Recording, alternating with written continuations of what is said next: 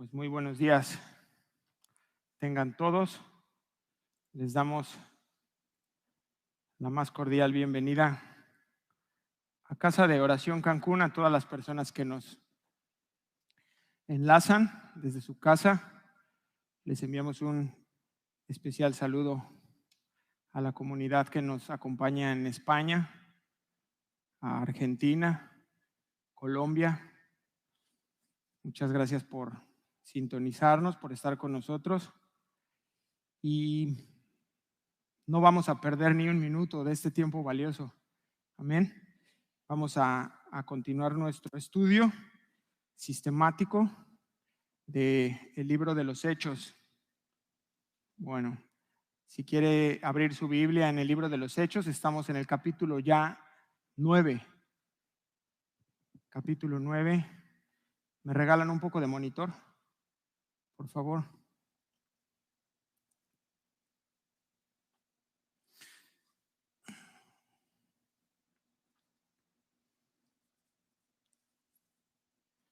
Bueno, se cae. Me falla eso. ¿Ya está conmigo? Vamos a leer capítulo 9, verso 1. Hay un buen tramo que avanzar hoy. Vamos a ir del verso 1 al verso 19. ¿Sí? Ponga sus ojos conmigo y vamos a leerlo todos.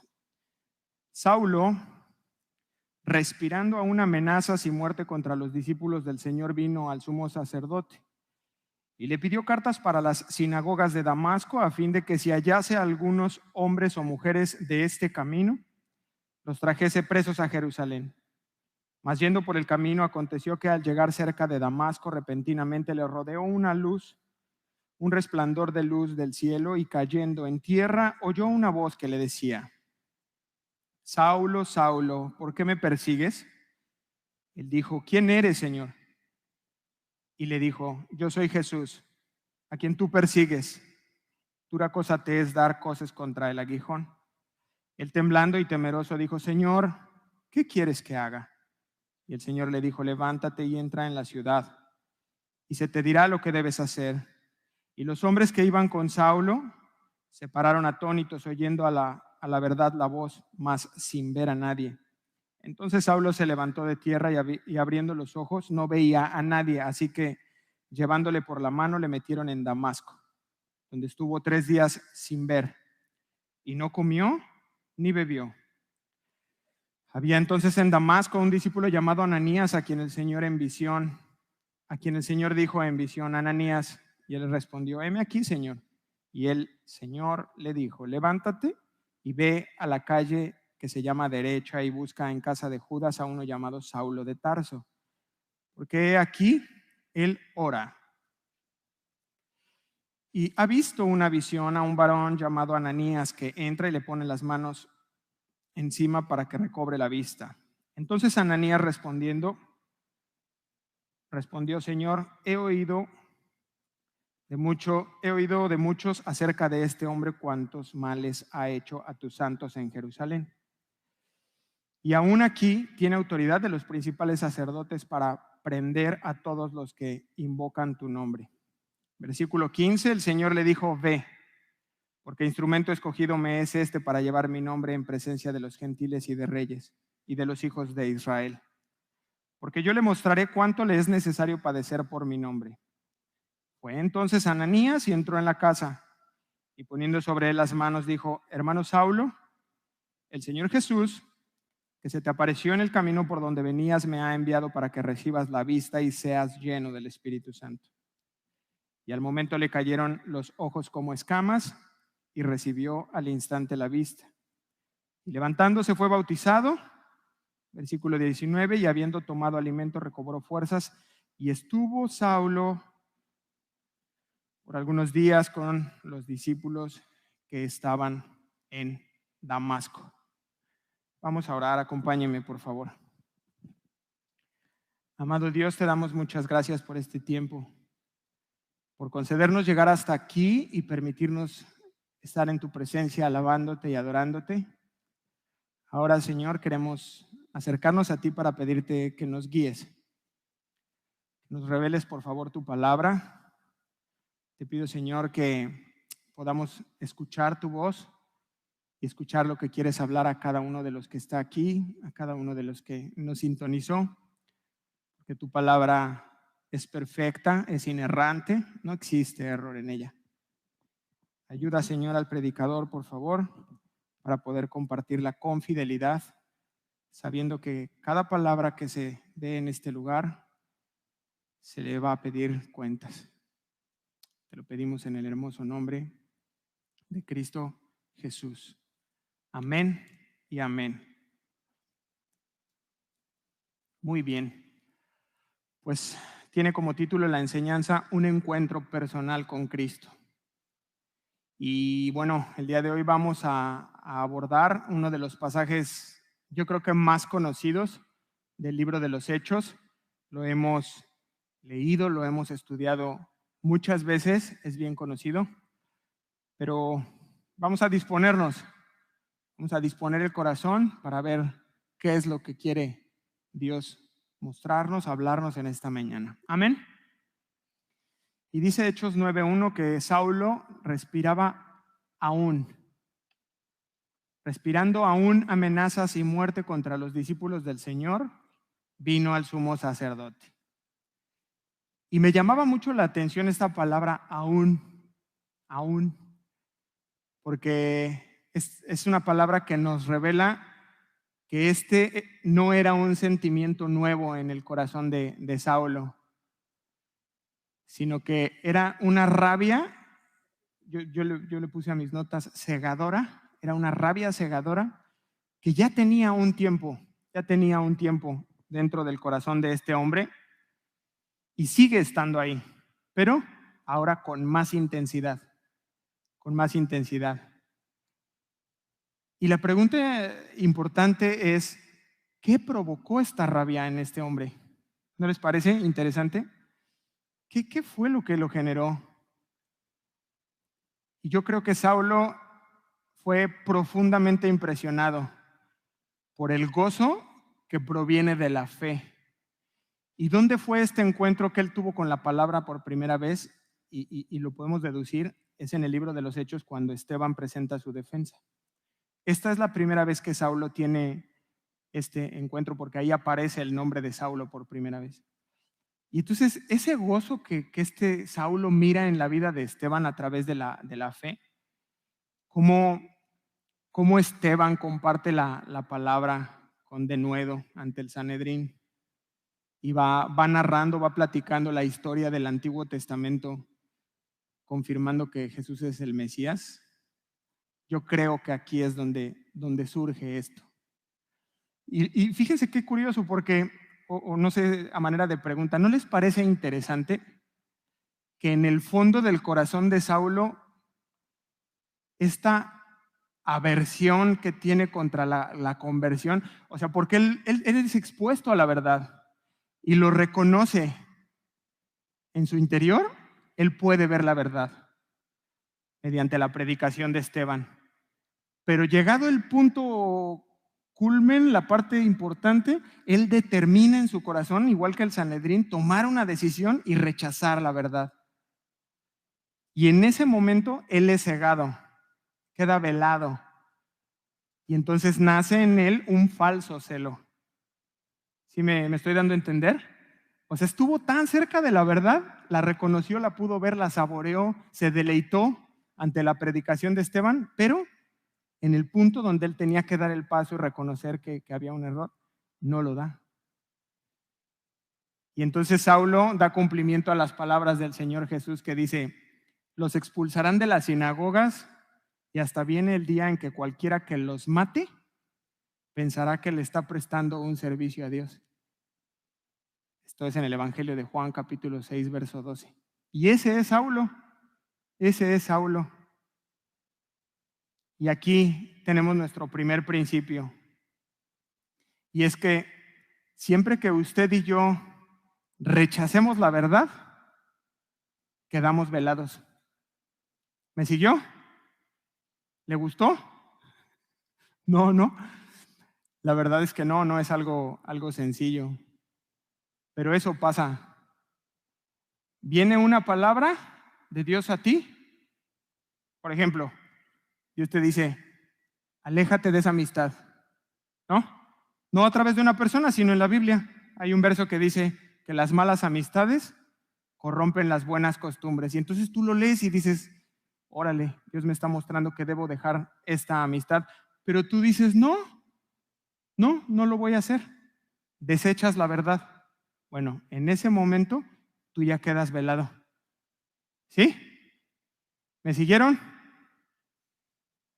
Sí, bueno, continúo. Y entonces Saulo, no satisfecho con lo que había hecho en la iglesia en Jerusalén, Saulo levanta los ojos hacia el norte y pone su mirada en un lugar en donde viven muchos cristianos, muchos judíos en ese momento. Y lo que hace es un plan. Y entonces viene con el sumo sacerdote y dice el verso 2, y le pidió cartas para la sinagoga de Damasco, a fin de que si hallase algunos hombres o mujeres, fíjese qué complejo es esto, porque no, tal vez lo más humano sería que fueran por los hombres, pero no, lo que él trae es algo fuerte, y hombres o mujeres de este camino, dice, así se les llamaba a los creyentes. Qué interesante, ¿no? Jesús se llamaba el camino, la verdad y la vida. Y aquí la Escritura les llama así a los creyentes, les dice, hombres y mujeres de este camino, con C mayúscula. Los trajese presos a Jerusalén. Entonces Saulo hace un plan. Y va con el sumo sacerdote, que sabemos que en este momento es Caifás, quien es el yerno de Anás. Entonces, como esto ya lo estudiamos, sabemos que en realidad el que está al frente, la cara, es Anás, pero el que realmente estaba gobernando era Caifás. Y entonces se acerca con él y le pide credenciales, le pide poderes, algún documento que lo respalde, para poder extraditar a todos aquellos hombres y mujeres que él vaya y encuentre en Damasco, y ya sabemos que de no muy buena manera los trajera de regreso y los metiera en prisión en aquellas sinagogas de Damasco. Y me surgió una pregunta interesante, y es, ¿por qué Damasco? ¿Por qué Saulo mira hacia el norte, que está al norte de Jerusalén, y pone su mirada en Damasco? De manera muy rápida, Damasco es un poblado muy antiguo que existió desde el tiempo de Abraham, ¿sí? También sabemos que fue un poblado que fue conquistado por David. Más adelante recupera su independencia durante el reinado de Salomón.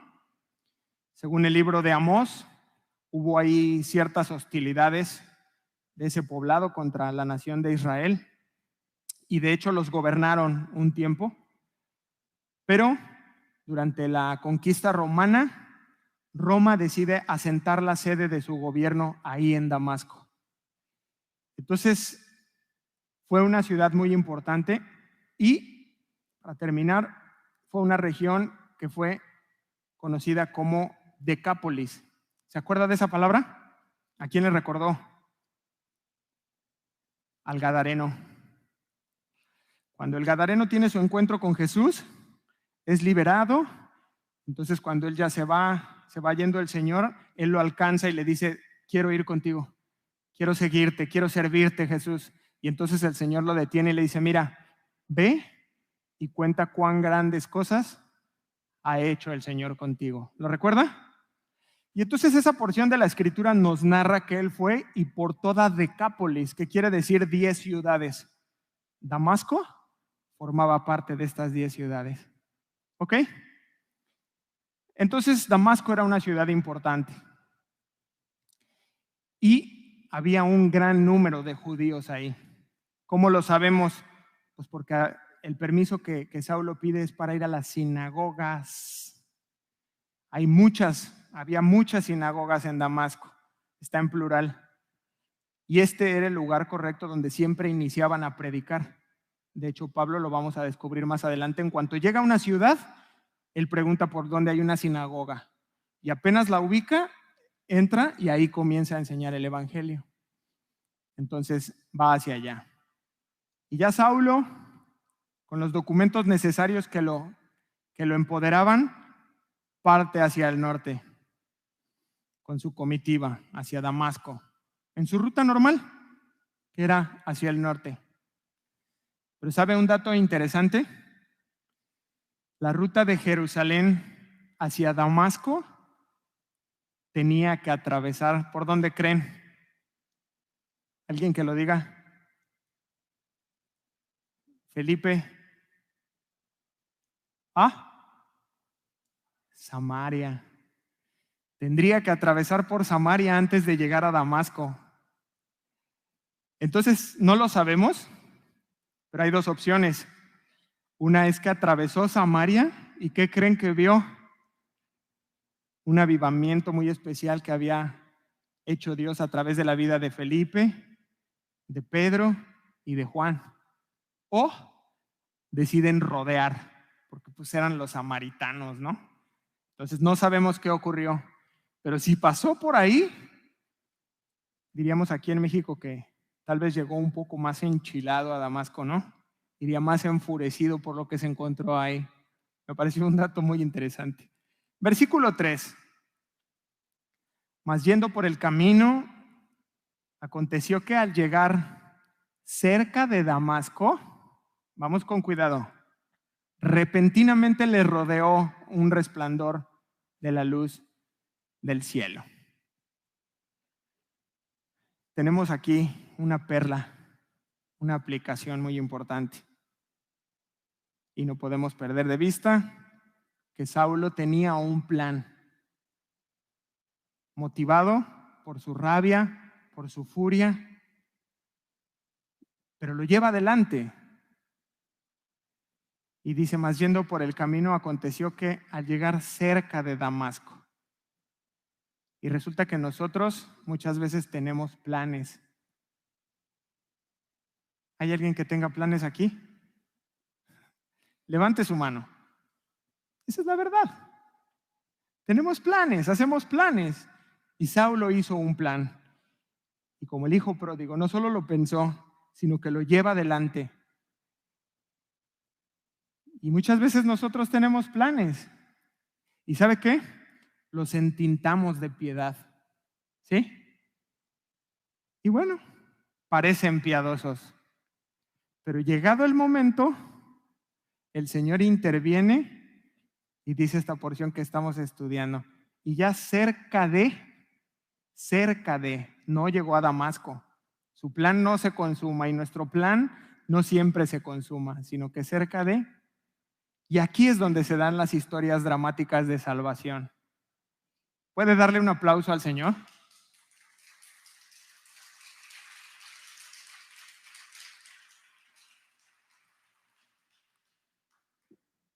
Muchos somos productos de esos planes frustrados. Y esta es una historia así. No llegó a consumarla. Versículo 3. Mas yendo por el camino, aconteció que al llegar cerca de Damasco, repentinamente le rodeó un resplandor de luz del cielo. Este versículo lo que nos brinda es ese primer contacto que este hombre llamado Saulo tiene con Dios. Y se dio repentinamente.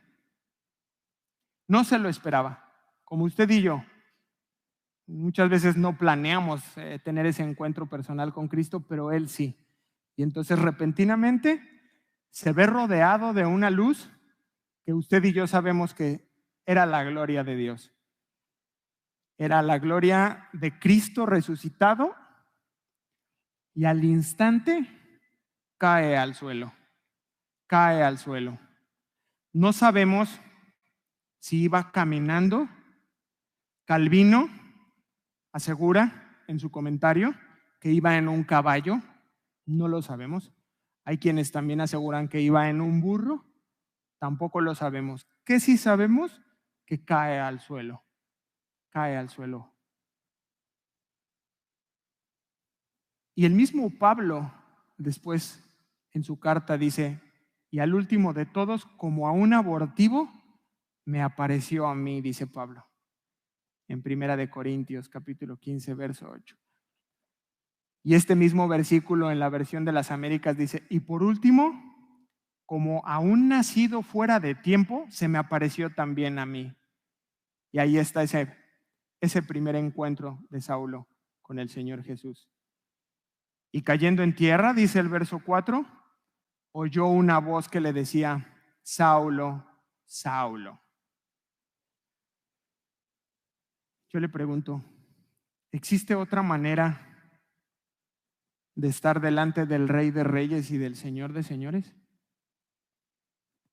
Mi encuentro fue como Saulo, tendido en el piso, boca abajo, humillado.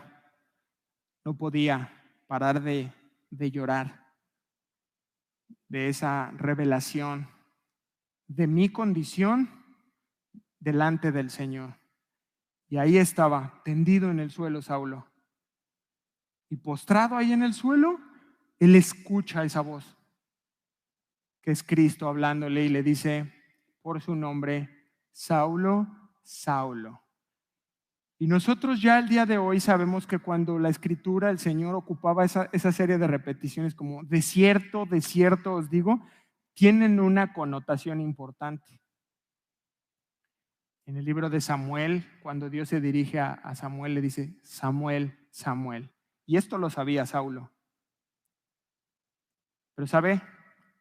Esto tenía un fin, y era que Dios quería producirle angustia.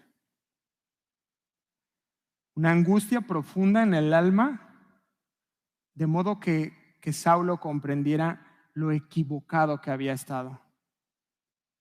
Y que entonces esta culpa abrumadora formara en él tal convicción que él pudiera decir, he odiado a Jesucristo sin causa. No tengo una razón para odiarlo. Juan capítulo 15, verso 25 dice, pero todo esto debe suceder para que se cumpla lo que está escrito en la Biblia. Me odian sin motivo. Y entonces ya en esa condición como lo pone el Señor, tan particular, le lanza una pregunta y le dice, ¿por qué me persigues? Y me brincó de inmediato una pregunta, ¿a quién estaba persiguiendo Saulo? ¿A qué iba a Damasco? ¿No estaba persiguiendo más bien a la iglesia, a los creyentes? ¿Por qué entonces el Señor Jesús le dice en primera persona, ¿por qué me persigues? Porque hay un vínculo inseparable entre Jesús y la iglesia, entre la cabeza y el cuerpo. ¿Puede usted separarme? Si me corta la cabeza, como hacen ahora los cárteles, se acaba, deja de funcionar mi cuerpo. Es igual la figura. Entonces, con esta pregunta lo que está haciendo el Señor es que está sintetizando. En una sola pregunta le está diciendo sobre el martirio a Esteban y cómo lo mataron. El Señor le está recordando cómo iniciaron esa persecución contra la iglesia y tienen que salir huyendo, forzados. A todos aquellos hombres y mujeres que encarcelaron se los está recordando en ese momento a Saulo. Y todavía le dice, y todavía vienes por más a Damasco. Por lo tanto, lo que Dios le está diciendo a Saulo es que está peleando contra él y que ya perdió. ¿Cuántos dicen amén? Así es el reino de Dios.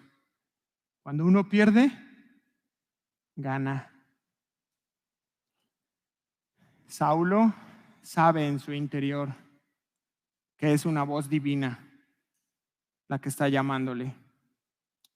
Y dice el verso 5, y él le dijo, ¿quién eres, Señor? ¿Quién eres, Señor? Y le dijo, yo soy Jesús, a quien tú persigues. Dura cosa te es dar cosas contra el aguijón. Esta respuesta que hace de Saulo, ¿quién eres, Señor?, tiene un conflicto. Hay quienes dicen que este verso 5, cuando se dirige hacia él como Señor, no se está dirigiendo a Jesús porque él no había conocido a Jesús como Señor. Y sí suena lógico. Entonces, esta explicación asegura que más bien se dirige a él con una connotación de respeto. Como yo le hablo a mi suegro yo le digo Señor, pero siempre que le escribo es con minúscula para separarlo. Yo creo más en esta segunda explicación, y es que la escena que vemos, que nos está presentando la Escritura, es a un Saulo postrado en el suelo, rodeado de una luz, y escucha una voz celestial que se dirige a él en arameo, que es su idioma en común, para poder hacer esa conexión. Y además, si ustedes lo notaron, está escrita con mayúscula,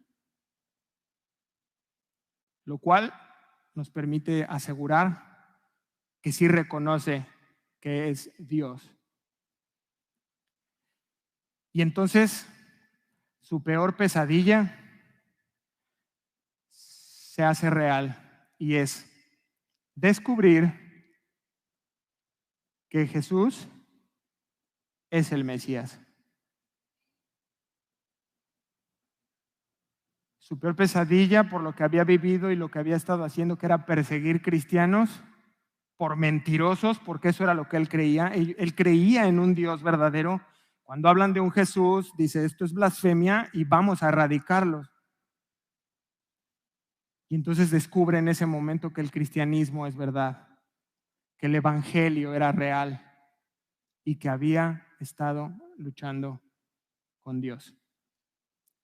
Y para que no le quepa duda, el Señor le contesta, yo soy Jesús, a quien tú persigues. Con estas palabras, la luz de la verdad queda confirmada en el corazón de Saulo, en su alma, y en ese momento el evangelio se vuelve para Saulo algo positivo.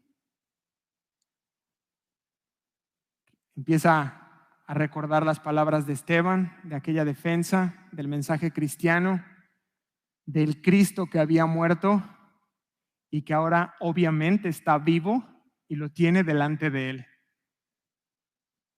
Y Cristo continúa diciéndole, es a mí a quien estás persiguiendo. La resistencia de Saulo, Pablo ya es aplastada en ese momento y su corazón es hecho pedazos. Sabemos que fue sanado por la fe más adelante, pero es en este punto en donde se da la conversión de Pablo, de Saulo. Surge Pablo, nace Pablo, muere Saulo. Y él mismo nos comenta más adelante en su carta a los Filipenses eso que ocurrió en su alma en ese momento. Y yo le pido que me acompañe. Abra su Biblia, por favor, en Filipenses capítulo 3, versículo 4.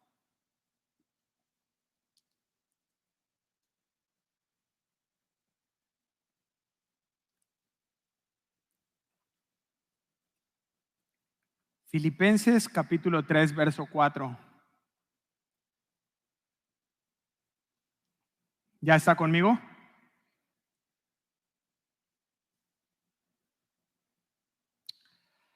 Aunque yo tengo también de qué confiar en la carne, dice Pablo, si alguno piensa que tiene de qué confiar en la carne, yo más. Circuncidado al 8º día, 1.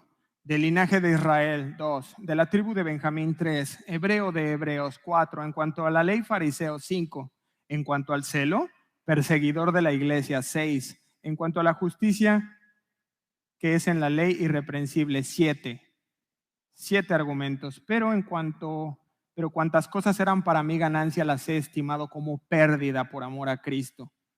Y ciertamente aún estimo todas las cosas como pérdida por la excelencia del conocimiento de Cristo Jesús, mi Señor, por amor del cual lo he perdido todo y lo tengo por basura para ganar a Cristo y ser hallado en Él, no teniendo mi propia justicia, que es por la ley, sino la que es por la fe en Cristo, la justicia que es de Dios por la fe. Versículo 10, a fin de conocerle y el poder de la resurrección y la participación de sus padecimientos. Ojo con eso, llegando a ser semejante a él en su muerte, versículo 11, y si en alguna manera llegase a la resurrección de entre los muertos. Ahí nos narra lo que ocurrió en ese momento. Ahora, a partir de este momento, sus ojos han sido abiertos, él lo reconoce y está arrepentido y sabe quién es la persona que está enfrente de él. Y entonces Pablo, transformado en ese instante, con mucha sencillez y con mucha humildad, le pregunta a Jesús. Versículo 6 de Hechos 9. A ver si nota usted como yo el cambio. Ya es otro. A ver si nota usted a Pablo. Versículo 6. Él, o sea, Saulo, ahora Pablo, temblando y temeroso, se dirige al Señor, dijo, Señor, ¿qué quieres que yo haga? Ahora Pablo ha tenido su encuentro personal con Cristo, por eso le puse ese título a la enseñanza del día de hoy. Saulo ha muerto y es evidente por la humildad con la que ahora se dirige hacia él y se somete al Señor. No más yo. Cristo vive en mí y ahora yo quiero hacer la voluntad del Señor. Pero ojo, en este punto de la historia no existe un manual de cómo llevar a las personas a Cristo. No hay un método moderno.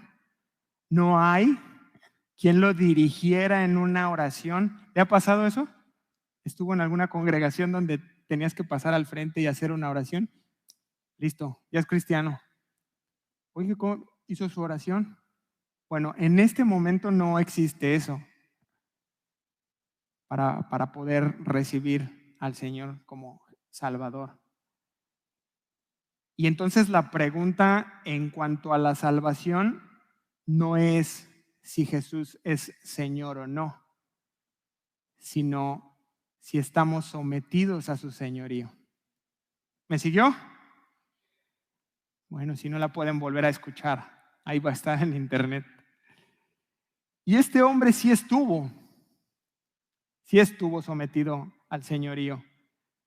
A partir de este momento que se da su conversión, Pablo se somete al señorío de Cristo hasta el final de sus días cuando es decapitado.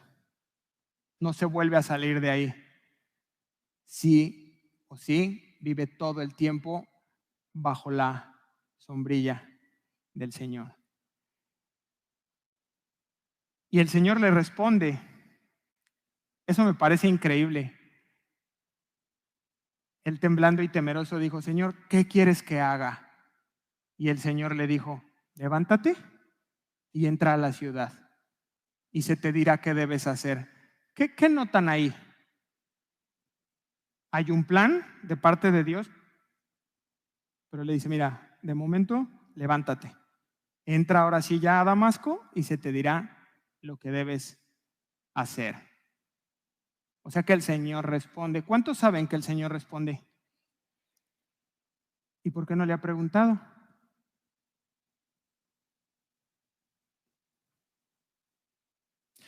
Probablemente porque usted, igual que yo, asumimos lo que Dios nos va a contestar. Y entonces, pues no, ¿para qué le pregunto si ya sé lo que me va a decir? Pero en nuestro estudio de hoy, Cristo le responde a Pablo y le dice, levántate y entra en la ciudad y se te dirá lo que debes hacer. Concreto y simple. Termina de llegar a Damasco y ahí se te va a decir qué debes hacer. Y obtenemos una buena aplicación de esta porción. Y es que Dios tiene sus tiempos. Amén. Pero nosotros queremos todo aquí y ahora. ¿Sí o no? a nuestra manera. O sea, no me interesan mucho tus planes, Señor. Yo quiero esto y por favor no te tardes, ¿no? Vivimos, yo le llamo la era del clic, del mouse. Así, queremos todo al momento, al instante. Es como, a ver, Señor, pero dame toda la película. O sea, yo ya quiero saber, pues para ver si le entro o no le entro.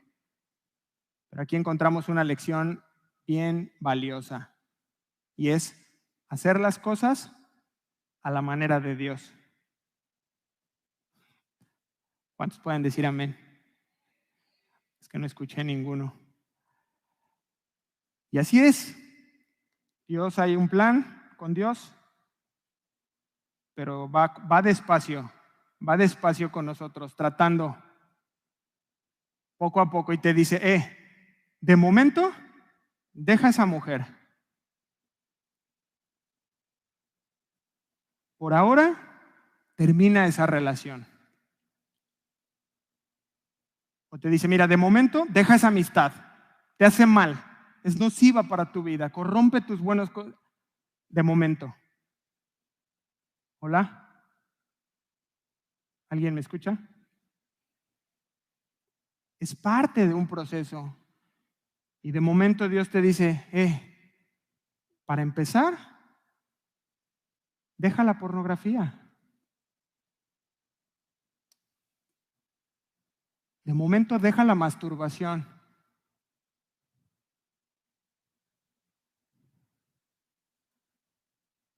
De momento deja la homosexualidad para empezar. Hay un plan, pero esto es lo que te estoy pidiendo de momento. No quieras toda la película, vamos empezando, poco a poco. Si no dejas esta parte, yo no te puedo llevar a otro nivel. Vamos empezando por aquí y ahí nos tiramos. Una semana, un mes, 3 meses. Hermano, es que yo no escucho la voz de Dios.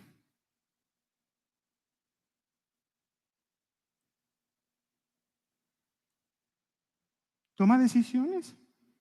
Determínate a hacerlo.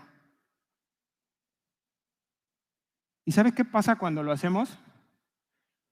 Miramos hacia atrás y con un montón de tristeza decimos, ¿por qué no lo hice antes? Y son un montón de aspectos, ¿eh?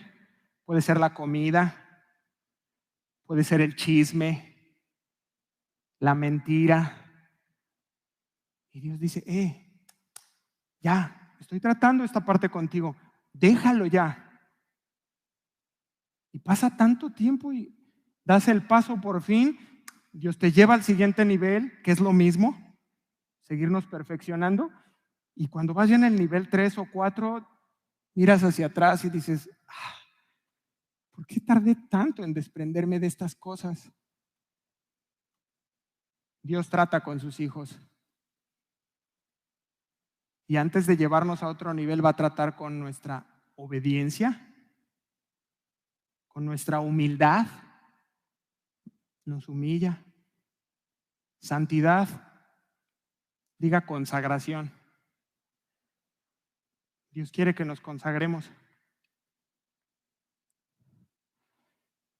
Imagínese si antes de nosotros consagrarnos va a poner en tus manos un alma.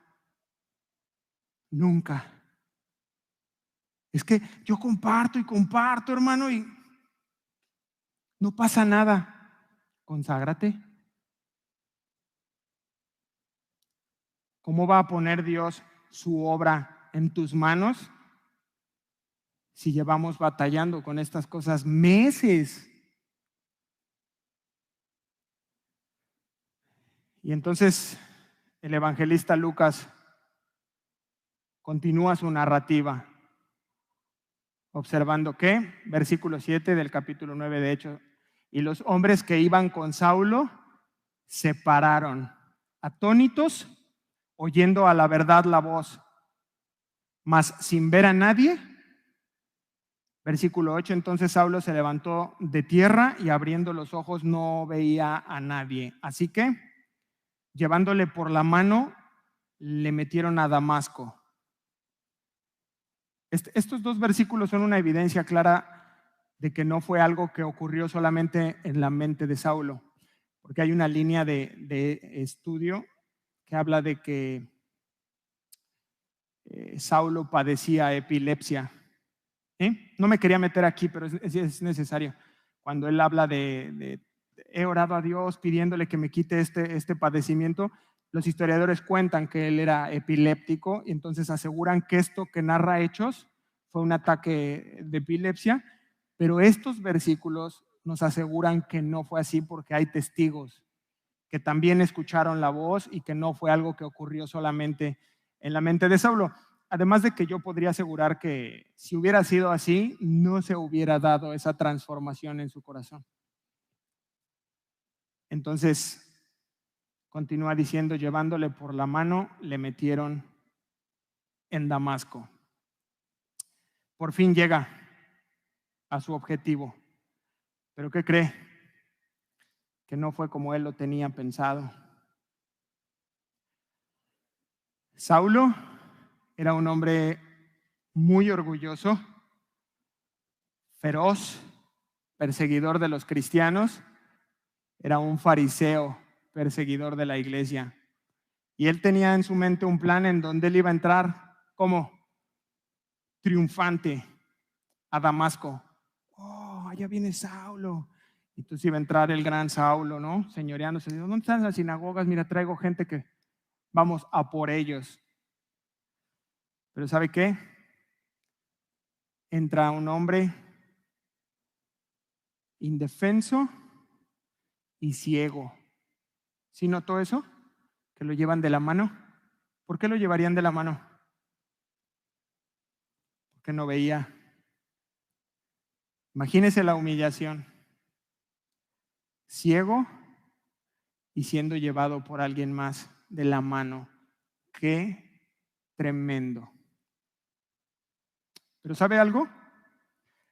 Esa escena que puede parecer triste, en realidad es muy buena.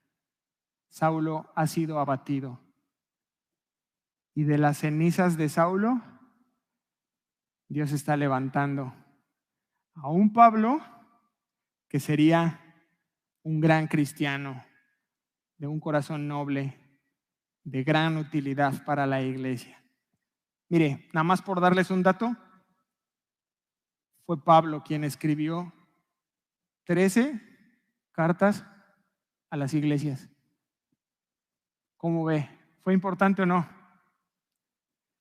13 epístolas que están contenidas en el Nuevo Testamento. Entonces ya no es tan triste la escena, ¿no? ¿O si se quedaron tristes? ¿No? Continúa diciéndonos el verso 9. Donde estuvo 3 días sin ver, ahí ya ahora sí lo sabemos claramente. Y nos dice además que no comió y no bebió. Entonces ahora vemos a un Pablo que necesita tiempo. Necesita tiempo para ordenar su vida, sus pensamientos. Pues aunque la conversión de una persona se da en un instante, es en un momento en donde pasamos de muerte a vida, de las tinieblas a la luz. Es en un momento, pero se requiere tiempo. Se requiere tiempo de contemplar a Dios, leer su palabra, orar, para poder asimilar todas estas cosas que le han sucedido. Y entonces dice aquí que estuvo 3 días sin ver. Pero, mire qué interesante, este hombre, como Daniel, determina en su corazón algo. ¿Lo notó? ¿Sí o no? ¿Qué determinó Pablo? No comer ni beber. Toma esa decisión. Es consagrarse, apartarse para las cosas espirituales. Y bueno, ahora lo que vamos a leer a continuación, yo no sé si le ha pasado, pero A estas alturas ya deberíamos estar acostumbrados a cómo el doctor Lucas, médico, nos hace, ¿no?, en su narrativa. Y entonces ahora pausa esta narrativa para pasar a otra cosa. Acompáñenme en el verso 10, Hechos 9. Había entonces en Damasco un discípulo llamado Ananías, a quien el Señor dijo en visión: Ananías. Y él respondió: heme aquí, Señor.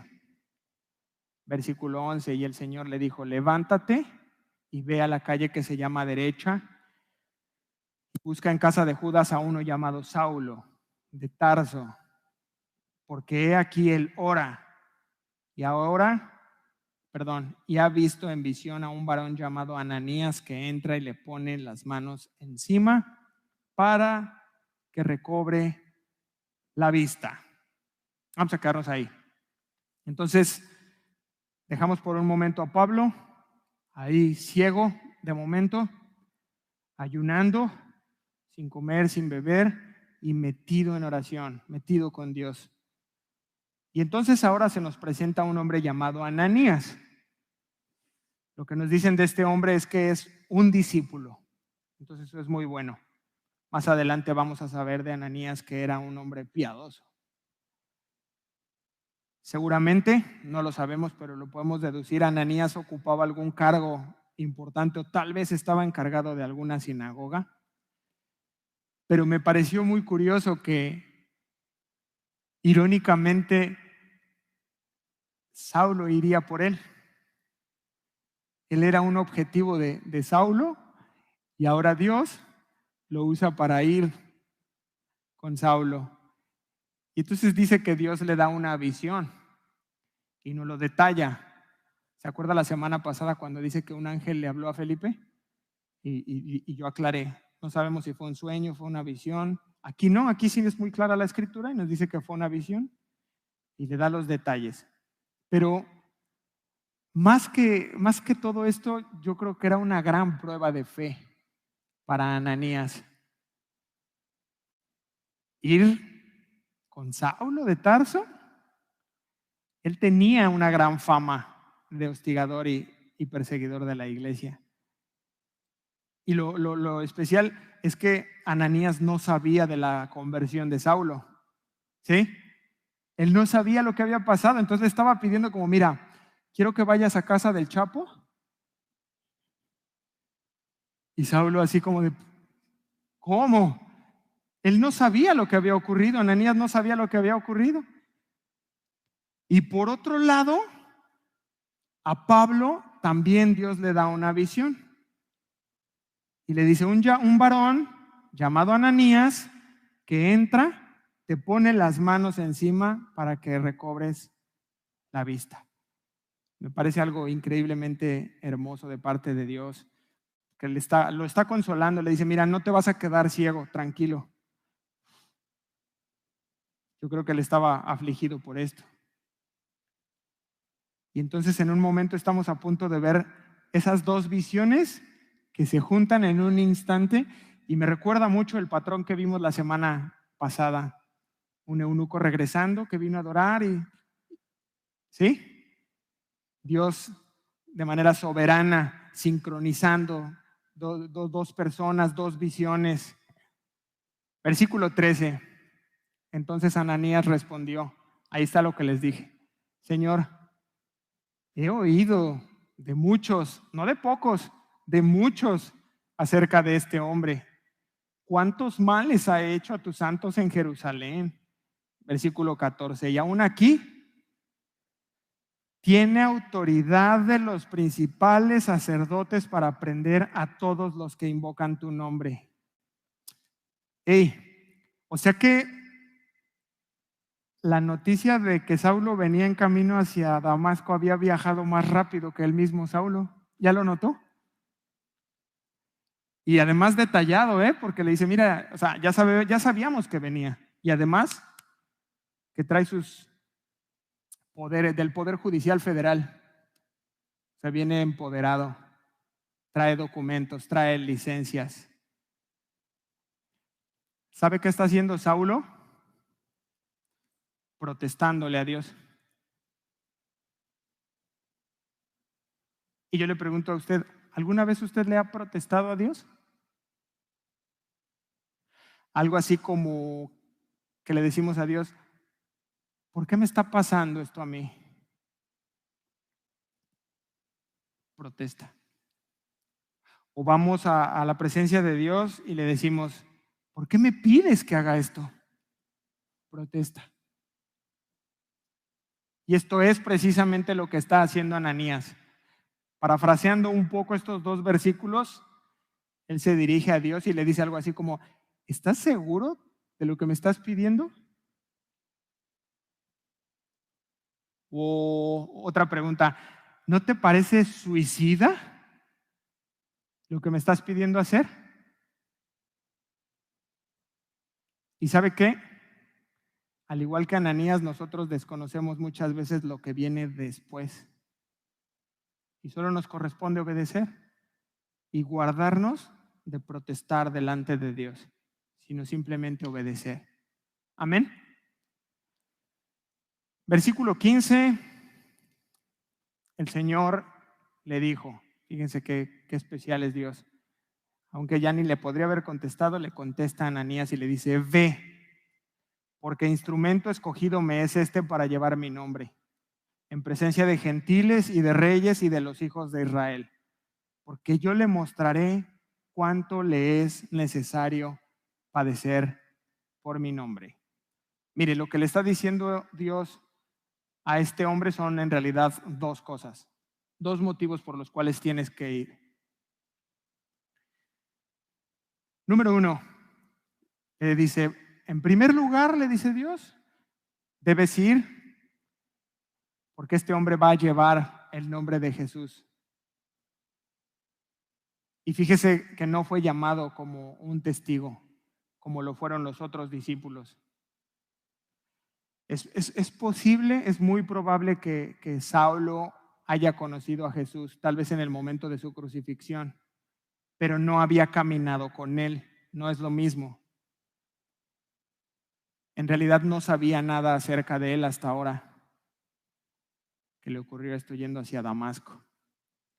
Pero le dice, ahora él va a ser quien proclame el nombre de Jesús. Y esa es una consigna que tenemos nosotros todavía el día de hoy. Llevar adelante, llevar en alto el nombre de Jesús. Y le dice, porque va a llevarlo a tres grupos diferentes de personas.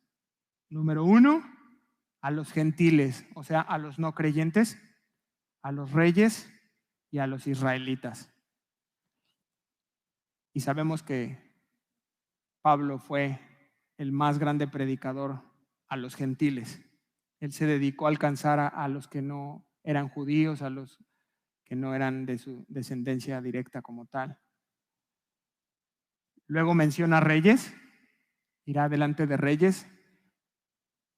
Y vamos a ver más adelante cómo Pablo sí va a ir delante de reyes. Probablemente aún ante Nerón tendrá que presentar defensa. Y finalmente llevaría el nombre de Jesús a la nación de Israel también. Y en segundo lugar, el Señor le dijo que mostraría a Saulo cuán grandes cosas tendría que padecer por el Señor. O sea que fue escogido para sufrir por Jesucristo. Yo creo que no hay otro personaje, otro apóstol que haya padecido tanto como Pablo.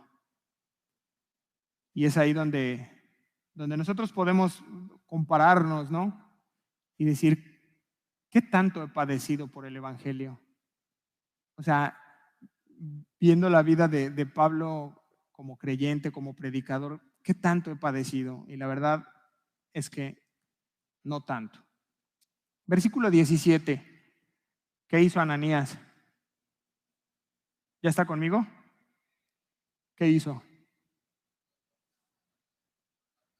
Se subió a un barco y se fue a...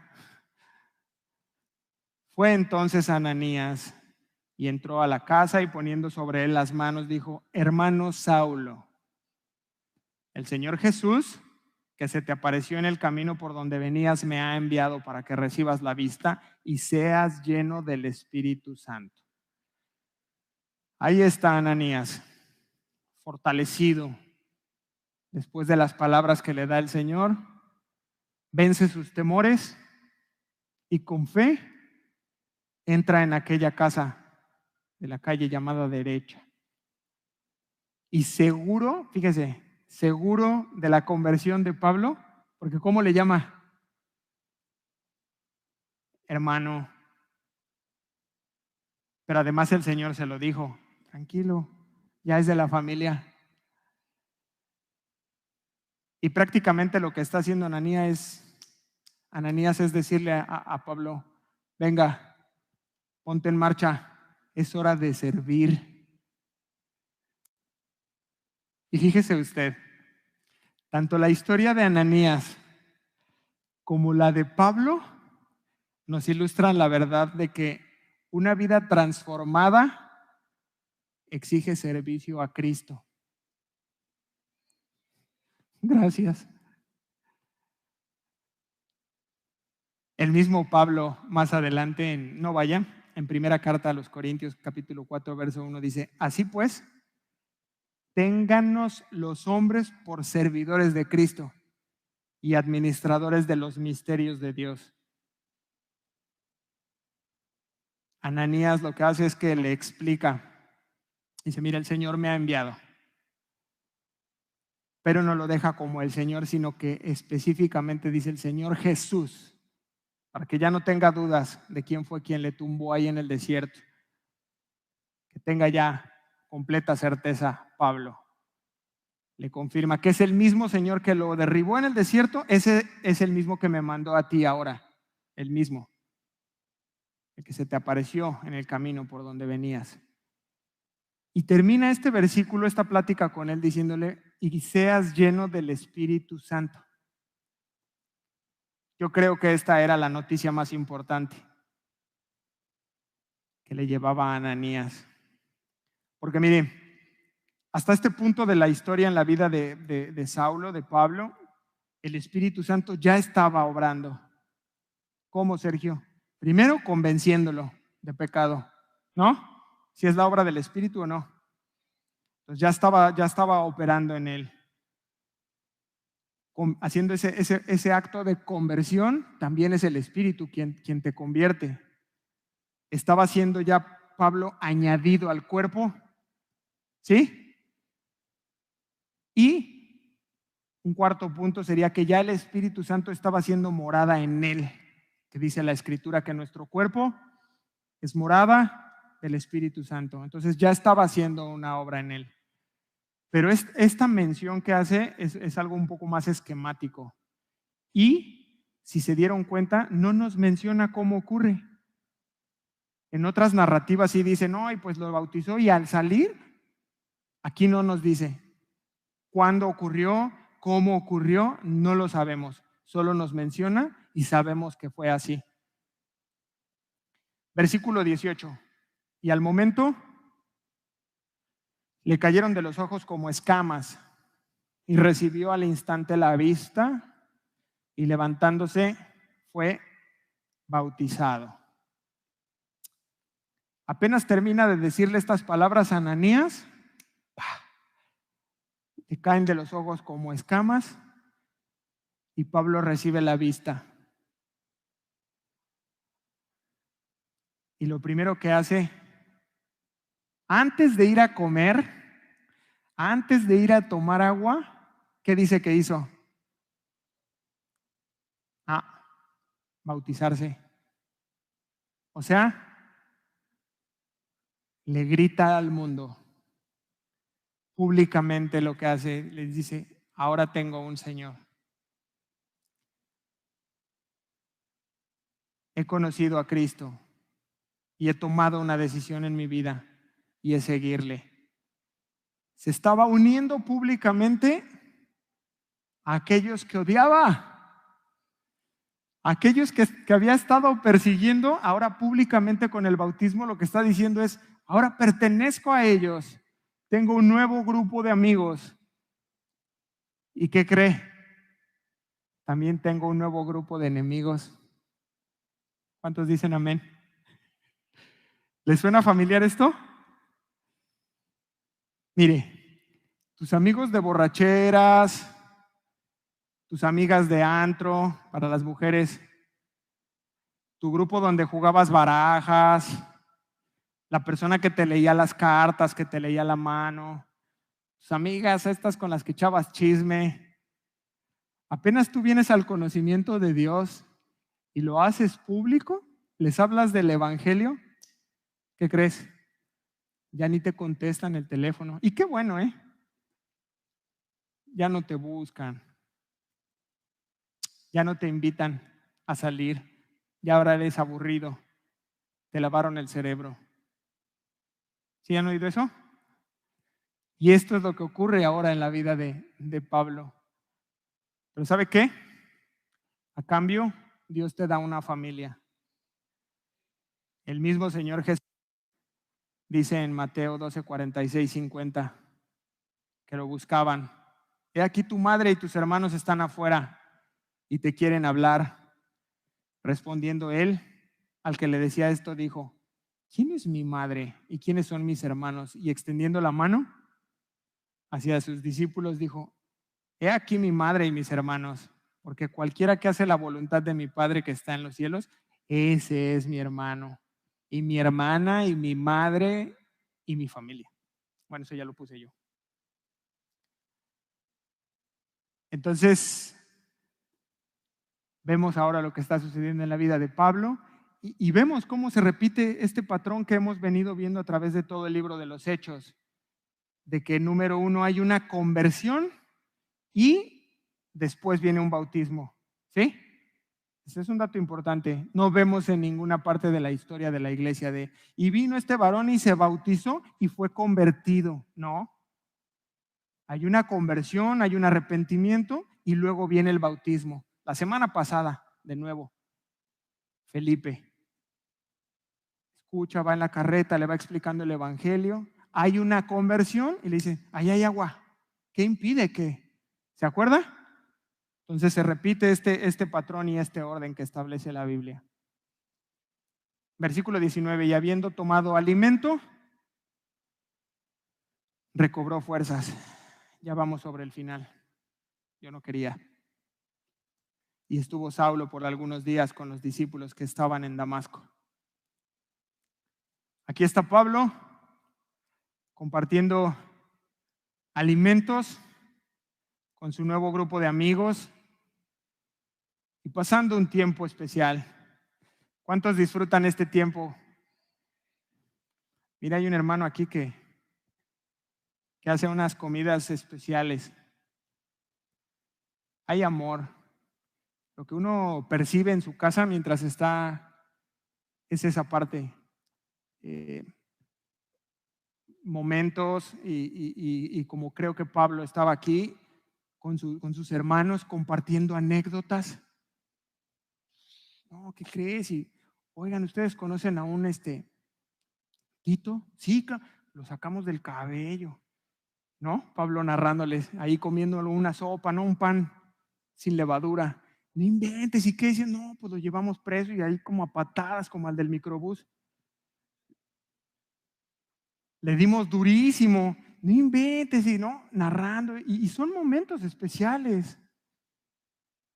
Y lamentablemente, ¿sabe? Los venimos a valorar muchas veces ahora que no podemos reunirnos, ¿verdad? ¿Cuánto desearía yo? Y se lo he dicho, una comilona como esa, donde se comparte el pan, los frijoles, las tortillas. Pero no es eso, es ese momento especial que comparten. Y aquí estaba Pablo, dice, tomando el alimento. ¿Y con ello qué? Recobró fuerzas. Y podemos verlo como algo natural. Pero creo que hay algo más, y es en esos tiempos donde tú recobras fuerza porque escuchas el testimonio de tu hermano, porque de pronto se acerca y te dice, oye, ¿qué onda? Y entonces recobras fuerzas, ¿verdad? Son buenos momentos y nos sirven y son útiles para el cuerpo, para la edificación de la iglesia. Pero lo más importante que nos brinda esta porción de la Escritura, más todavía que la verdadera conversión de Saulo, ¿quieres saber cuál es? Antes de que se lo diga, quiero que ustedes me digan, es una prueba, a ver si lo recuerda. Nos regala una evidencia más de una verdadera conversión, ¿sí? Pero yo les hablé de dos cuando Simón el mago. ¿Cuáles fueron?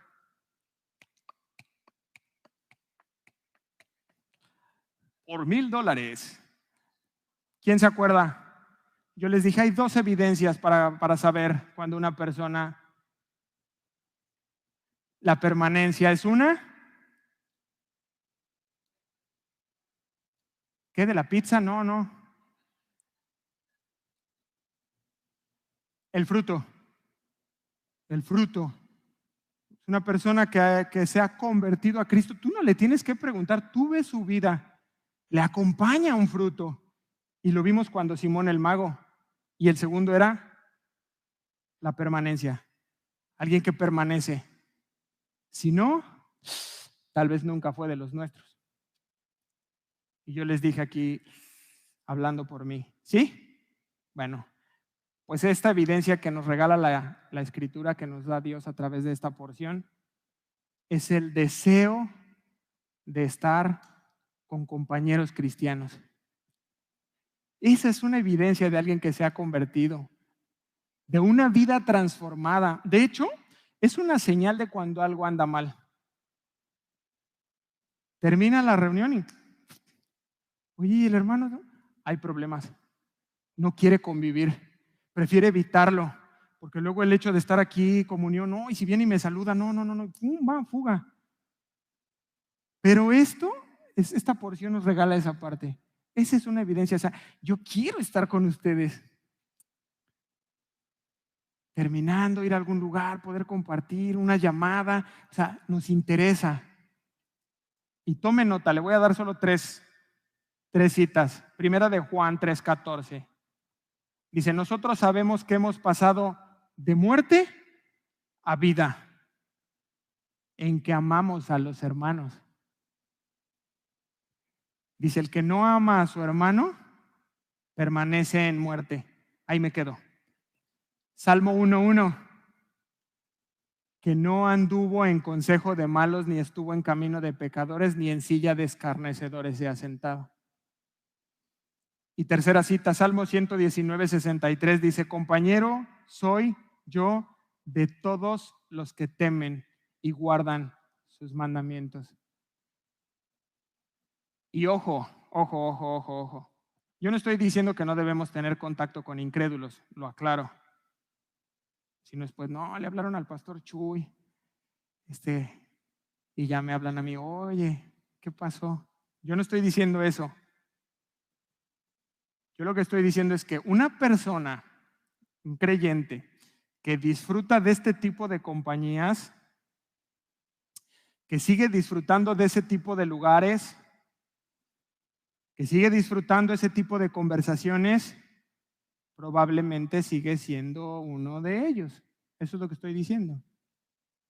Porque ¿qué comunión dice la Biblia? Tienen la luz con las tinieblas. No hay comunión. Y con eso en mente vamos a dar por terminado. Le pido que se ponga de pie.